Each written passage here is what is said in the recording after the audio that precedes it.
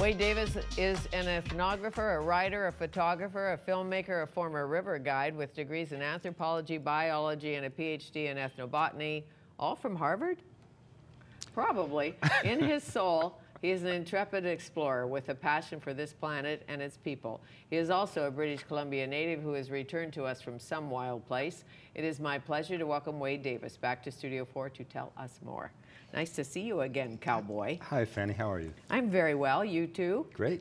I always say you've returned from a wild place. Perhaps it was Washington, D.C., or perhaps it was from up north. No, I've come from Washington, D.C.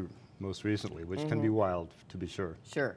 But you do have a home in the north, a heart home in the north. I was so fortunate as a young man to get a job in the biggest wilderness park in British Columbia that most people never heard of, the Spatsizi. And it was one of those fantastic assignments from the 70s where my job description was public relations and wilderness assessment. And in 2 4-month seasons, I think I saw 8 people, so there was no one to relate publicly to. And I fell in love with the most remarkable place in the world. And you know, I do work as an explorer in residence of the National Geographic, and I travel to 30 or 40 countries a year. But the most beautiful place in the world is right here in British Columbia. And it's ironically a place that so few Canadians even know about. What is so beautiful about it?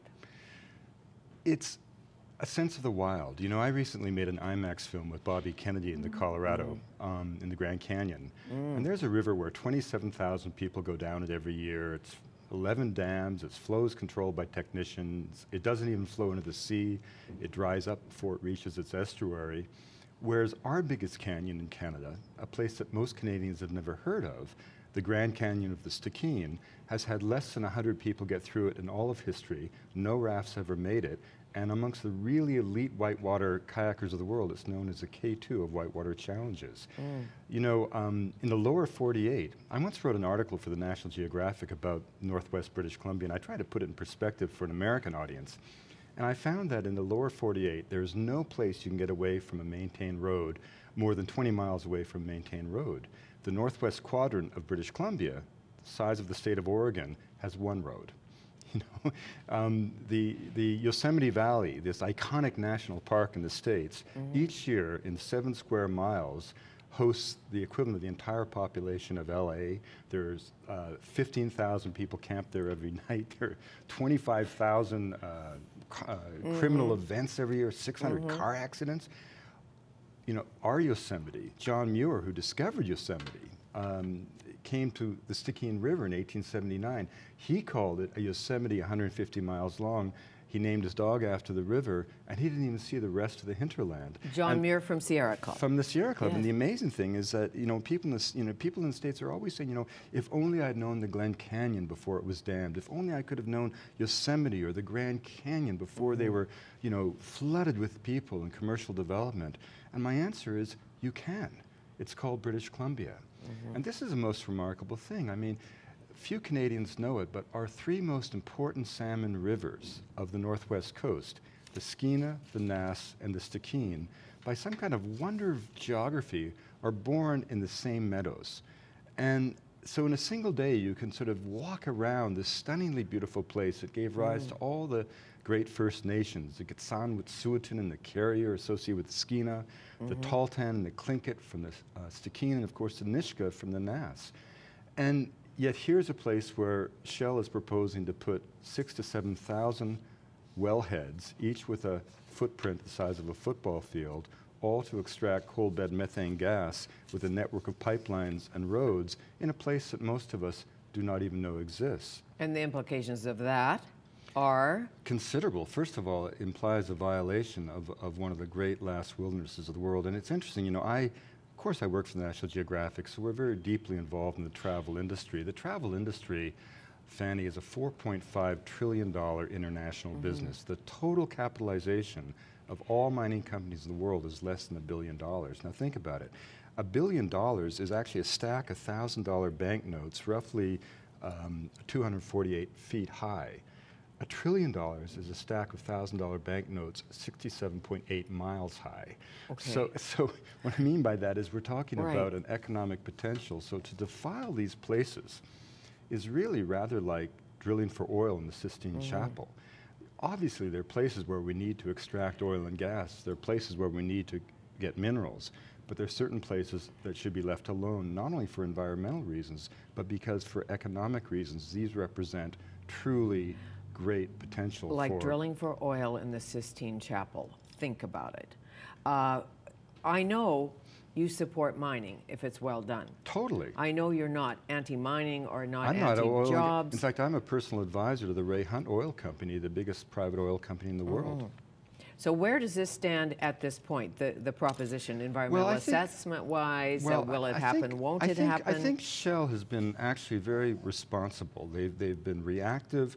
They recognize that this is a public relations disaster for them. All the communities in the Northwest, all the mayors, our MP Nathan Cullen, our MLA, everybody does not want oil and gas. But partly it's coal bed methane is a particularly invasive process. You have to extract the water that is over top of these anthracite seams of coal in order to inject into those seams chemical concoctions which will blast apart or frack the coal to release the methane gas. Each wellhead will produce roughly the equivalent of 3 Olympic swimming pools full of water, which can be very toxic. So it's a very intrusive process, and I think Shell doesn't want the bad publicity that's going to come about this. I think the bigger challenge for us is that there are other threats to the sacred headwaters, as the First Nations call this area, including a mine proposal on a mountain called Totogan by a company called Imperial Metals. Now, this is a relatively modest copper and gold deposit that happens to sit on top of the mountain that is a home to the biggest population of stone sheep on Earth. It also sits right at the head of the lake chain that give rise to the Iskut River, the main affluent of the Stikine. And the lakes and the stone sheep, magnificent. Tell me about a stone sheep. Well, there are I don't think I've ever seen a stone sheep. Well, this is what makes it very special. There are 4 kind of charismatic wild sheep species: the California bighorn, the Rocky Mountain bighorn that we're familiar with from Banff and Jasper. Spent a lot of time with them. And of course, if you go to the Yukon, you have the Dall sheep, the wonderful white, you know. But in between is this remarkable subspecies, the stone sheep, which is really endemic to northwest British Columbia. So this isn't only just a special species; it's something that's uniquely ours. You know, and you know, I think they live on the on the shale. What is it?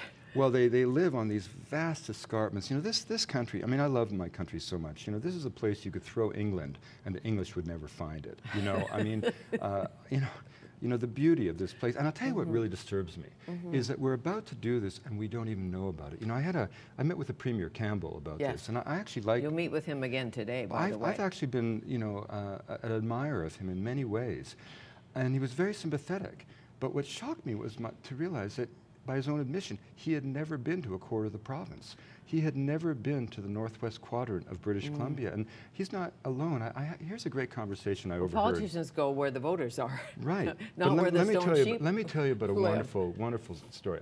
I was in a lodge, and 2 people were there, and one clearly was an engineer from the mining company. Now, it used to be these engineers, because I used to be one. You'd have fluorescent vests and steel-toe boots, hard hats. Now everybody looks like they come out of a Patagonia clothing catalog. Anyway, here's the conversation. There's a fellow over here I don't know. This nice woman walks in, and this is what they say. Wow, God, did you ever, I've never seen so much, you ever seen so much sheep? I've never seen so much. Did you see those wolves? I've never been in a more beautiful place in my life. You ever been up here before? No, never north of Prince George. How about you? Actually, never north of Williams Lake. Well, those individuals were the mining engineer and the assistant deputy of mines. The 2 of them had the bureaucratic and corporate mission to destroy a place that they were breathless in admiration of. They couldn't stop effusively praising its beauty, and yet there they were to destroy it. And that's a contradiction that we deal with in British Columbia all the time. And we deal with what will the locals gain and what will the locals lose. Like if a Red Chris mine is in, can tourism carry them up there, and where will the money come from, and the impact of all of that. Let's take a break and talk about what the locals lose and gain if indeed the Red Chris goes ahead. I mean, there are lots of copper mines in the world, but there's also lots of bad tailing ponds. Okay. Wonderful. Wade Davis, our guest, ethnobotanist, anthropologist, lots of is. We'll come back.